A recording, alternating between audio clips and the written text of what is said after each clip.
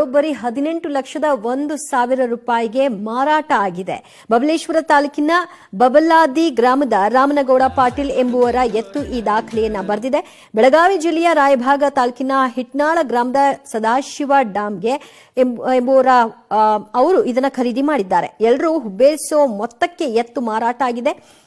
ತೆರಬಂಡಿ ಎಳೆಯುವುದರಲ್ಲಿ ಈ ಎತ್ತೇನಿದೆ ಅದು ಪ್ರಸಿದ್ಧಿಯನ್ನ ಪಡ್ಕೊಂಡಿತ್ತು. ಉತ್ತರ ಕರ್ನಾಟಕ ಭಾಗದಲ್ಲಿ ತೆರಬಂಡಿ ಸ್ಪರ್ಧೆಯಲ್ಲಿ ಅನೇಕ ಬಹುಮಾನಗಳನ್ನು ಕೂಡ ಇದು ಪಡೆದುಕೊಂಡಿದೆ.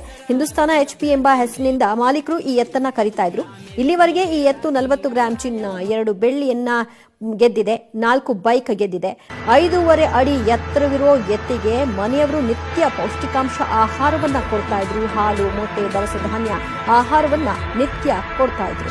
ಇದೇ ಎತ್ತು ಬರೋಬ್ಬರಿ 18,01,000 ರೂಪಾಯಿಗೆ ಮಾರಾಟ ಆಗಿದೆ. ಈ ಎತ್ತು ಹಲವಾರು ದಾಖಲೆಗಳನ್ನು ಕೂಡ ನಿರ್ಮಿಸಿ ಪ್ರಶಸ್ತಿಗಳನ್ನು ಕೂಡ ಗೆದ್ದಿರುವಂತಹ ಎತ್ತನ್ನ ಬಹಳ